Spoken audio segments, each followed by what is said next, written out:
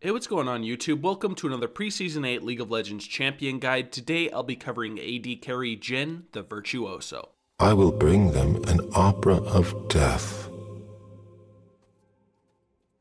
Alright, so let's start off this guide like usual with the pros and the cons. So Jhin is a champion with some really strong lane presence and great objective control because of his traps and his long ranges. His ultimate in fact has an insanely long range and makes him feel like a sniper. He's also a champion that's got some great scaling and some very high attack damage because of his passive ability. This comes from any of the critical strike chance and bonus attack speed that he has, which is why Jhin has the most attack damage of any of the AD carries out there. Now Jhin however has some pretty damn low mobility. He doesn't have anything like a built-in escape, but he does get some nice movement speed whenever he critically hits because of his passive. This will give you at least some, but you don't have very much. Now since his attack speed is also kind of converted to attack damage, he's also got a very slow attack speed. This can make him somewhat harder to farm on than the traditional AD carry because of the reload on your passive, but as long as you're using your Q ability as well, it shouldn't be too hard for you. Then finally, Jhin is a pretty skill shot reliant champion as well. Every single shot of your ultimate is a skill shot, and your W is as well, so if you can't land your W, you won't be CCing people, and if you can't land your ultimates, you're not going to be sniping people. For your runes, you'll want to go for Sorcery and Precision, grabbing Arcane Comet as your keystone. This will give you some nice added damage on your poke, and as long as you can crowd control the enemy with your W ability, it will land for sure. You'll then want to take Mana Flow Band just to keep your mana as high as possible, and Celerity for extra movement speed. Then finish off the sorcery side by getting Scorch just to increase your poke even farther. You'll then want to go into Precision and get Triumph and Coup de Grace as per usual. This will give you some nice extra health and additional gold on a takedown, and make you deal more damage against low health enemies, which can really help with sniping people with your ultimate. For your summoner spells, you want to stick with the normal AD carry setup and get Flash and Heal. Flash is a 100% requirement on Jhin since he is a very squishy AD carry, and it can be used throughout the game to save your life multiple times. You can also use it offensively to snipe somebody from a very long distance with your Deadly Flourish. You can then even use your Flash to jump forward and finish off a low health enemy with your 4th shot if you do have it primed. Now Heal is also then a requirement because it can be used to save both yourself and your teammates. The bonus movement speed on activation is also great for escaping or chasing if you do need that extra speed boost. Your passive ability is Whisper, which allows you to have 4 shots and also converts critical strike chance and attack speed to attack damage. Jhin's basic attacks use ammunition, and his attack speed cannot be improved except through growth by level up. Jhin's attack speed growth is classified as base attack speed. Jhin can attack 4 times before having to reload for 2.5 seconds and does so automatically after 10 seconds of neither attacking nor using an ability. The 4th attack is guaranteed to critically strike, dealing between 15 and 25% of the target's missing health bonus physical damage. The 4th attack will critically strike against structures but deals 44% reduced damage and does not apply the bonus physical damage. Jhin's critical strikes grant him 10% plus 4% per 10% bonus attack speed, bonus movement speed for 2 seconds, but his total critical damage is reduced by 25%. Additionally, he gains 2% to 40% based on level plus 40% critical strike chance plus 2.5% per 10% bonus attack speed AD as bonus attack damage. So there's quite a bit to that passive, but what you need to know is attack speed does not make him attack faster, but instead that and the critical strike chance he has is converted to AD, so he hits a lot harder. He does only have 4 shots as well, although the 4th shot hits incredibly hard and can nuke down really squishy targets rather easily. Whenever Jhin crits, he also gets movement speed. So this is a pretty damn strong passive because his shots are going to be hitting really hard, especially that 4th one. In the lane phase, you want to try to hit the enemy with that 4th shot as much as possible because it will do a nice chunk of damage. Your Q ability is Dancing Grenade, which is great for last hitting minions and also poking the enemy. When activated, Jhin launches a canister at the target enemy, dealing physical damage. Dancing Grenade bounces up to 3 additional enemies beyond the first, with each kill it performs increasing its total damage by 35%. So the first reason this ability is really strong is because you can use it to last hit 4 minions at the same time. As long as you're killing a minion each time the grenade bounces, it's going to do more and more damage and make last hitting them a lot easier. If you're then able to get this 4th bounce to bounce onto the enemy champion as it kills a bunch of minions, it's going to do some massive harassment to that enemy champion. Against good players, this will be pretty hard to pull off because they're not going to go anywhere near your grenade, but when you can pull it off, it is very devastating. If you are reloading because of your passive, this is also a great ability just to use to make sure you get the last hit on the minion if you're not able to actually attack. Your W ability is Deadly Flourish, which does some damage at a really nice range and can also root your target if they are marked.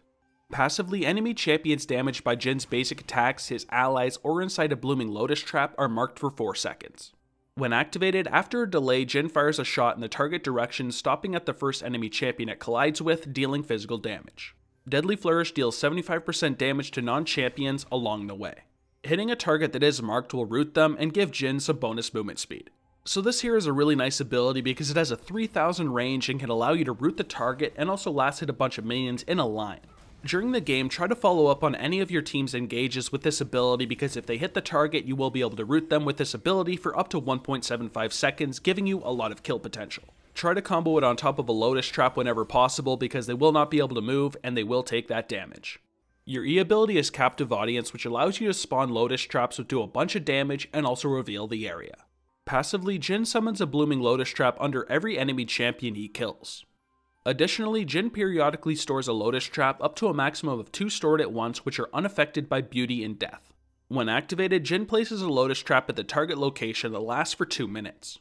The Lotus Trap blooms if an enemy walks over it, revealing all enemies caught inside for 4 seconds. So this here is a pretty decent ability because it will give you a lot of objective control and give you some nice lane dominance. You can place these around objectives, in the rushes, and in the rivers because if anybody walks through them, they will be revealed and take damage if they stay inside. It does take a while to bloom, however, so unless yourself or one of your allies do CC that target, they will usually move out of it and take no damage. The damage does have a 120% AD ratio though, so try to crowd control a target inside of it so they take all of that damage. Your ultimate is Curtain Call, which is great for sniping off low health enemies or helping your team engage with the slow it provides. On first cast, Jhin channels for 10 seconds and fully assembles his weapon before taking aim in the target direction and gaining the ability to reactivate Curtain Call up to 4 times.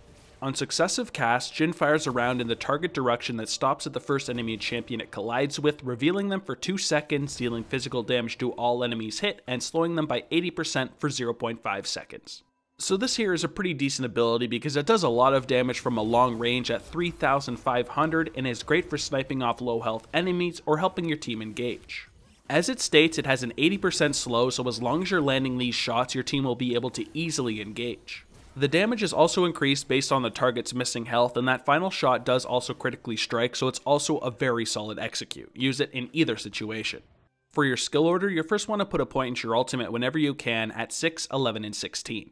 Then, since it's very good in the lane at harassing your enemy and last hitting, you want to max your Q ability first. Then next, you want to focus on maxing your W ability second because it does a lot of damage and also has a scaling root duration. Now that of course means you want to save your E ability for last, but I do like to take a point in this ability at level 4, so I do spawn a Lotus Trap whenever I kill an enemy champion, and I can also drop them around objectives and the lane for extra control. Now let's look at a couple of your best support synergies, and first up is Alistar. Now, Alistar works really nice with Jhin because Jhin requires a bunch of peeling since he is a pretty immobile champion, and Alistar can easily provide this. They then work very good offensively together because he will be able to do his WQ combo and eventually follow up with an E's stun, and you can follow up with your W and all of your damage. Of course, the slow from your ultimate is also going to help Alistar engage. And next up, we've got Janna. Now with this combo, you're not going to have as much kill pressure, but she has a ton of peeling for you, and she can usually keep you rather safe. You will also be able to trade rather aggressively whenever she shields you because you will be rather safe, and if somebody does get on top of you, she can push them off with either a Q or an ultimate. So with a Janna, trade whenever you have the shield and enjoy all the peeling. Next here I've got Sion, which is a much more aggressive lane. He's going to be trying to harass and slow the enemy champion with his E ability, and if it does land, you want to follow up with your W to root the target. At this point, he's going to be able to charge up a Q ability, stun them even more, and with your damage, you're going to get some pretty easy kills. You guys don't have any lane sustain or anything like that, however, so you want to try to go for very aggressive all-ins. Also, make sure you use your ultimate whenever he uses his so he can engage rather easily. And finally, I've got Taric. Taric works great with Jhin because he gives Jhin a ton of survivability, and even if they do get on top of Jhin, he can save them with an ultimate, E, or even a Q or W. They also work pretty great in offensive situations as well because Taric can stun the enemy with his E ability, Jhin can follow up with a W, and with all of their damage they can usually get some pretty easy kills. Of course, your ultimate is also great to get Taric in a position where he can stun targets. If you're with a support with crowd control during the lane phase like a Thresh, you should try to use your Deadly Flourish to chain crowd control with him, so make sure you're keeping it available whenever he lands a hook or an E. You'll also want to be dropping the Lotus Traps from your Captive Audience to provide some lane control. It can be used to zone the enemy out of certain areas of the lane and can be used to watch for ganks coming from the river. Other than that, you want to be farming and trying to bounce your dancing grenade onto the enemy. Pay attention to how many shots you have left, however, so you don't miss any of those last hits. Before a team fight starts, you want to drop your lotus traps around the area. If anybody steps into one, make sure you crowd control them with your deadly flourish. Next, you'll need to decide how you're going to use your curtain call. It's great for both opening the fight so your team can engage from the slow it provides, or you can use it to finish off low health enemies trying to run away from you, since it does % missing health damage. I'll usually use it as a way to help the team engage, but it's also a really solid way to finish off those enemies. Unless you're way ahead, you'll also want to try to avoid 1v1s against strong dueling AD carries like Vayne or Lucian. If you guys are rather even at items, unless you have your 4th shot coming up, you'll usually get destroyed. Now let's look at some of those hard matchups, and first up is Ezreal. Now Ezreal's going to be pretty hard for you because he's a much stronger duelist, and early on in the game he's going to destroy you if he's landing his Qs. Therefore, you're going to want to play a bit more passively, just poke him as much as you can with your dancing grenade and your W, and make sure you're behind minions so those Q abilities don't land. Try your best not to 1v1 Ezreal unless you are ahead. Next is Misfortune, and she is a very strong champion early on in the game. Try your best to avoid her bounce Qs at all costs, because if they're landing, they will take up to 50% of your health out. That means during the lane phase, if minions are low, don't be anywhere behind them. Focus on farming as much as possible because you scale very well into the game, and if possible, poke her with a bounce grenade. Then next here I've got Twitch. He is a champion that once he gets a couple items, he will be able to stealth near you and delete you before you even get off a couple shots. Therefore, you're going to have to be very careful whenever Twitch is missing and make sure you're not alone. He is however not super strong in the early game, and he's not the most mobile champion out there, so try to combo with your support champion and chain crowd control him and delete him early on in the game. And for the last hard matchup, I've got Vayne. Vayne is a champion that's a really strong duelist, so you want to try your best not to 1v1 her, especially in the late game. Vayne, however, is not the strongest champion early on, so you want to try to bully her as much as possible and get those bounce grenades onto her because she doesn't have the best base range. As long as you're with a support champion with crowd control, follow up on their CC with your W and get some easy kills.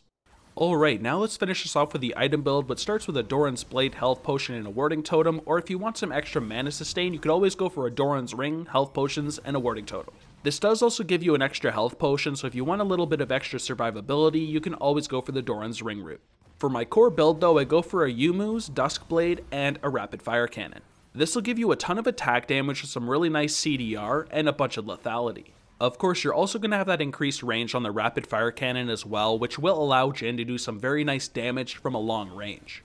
The attack speed and critical strike chance on that item will also give Jhin some really nice extra AD.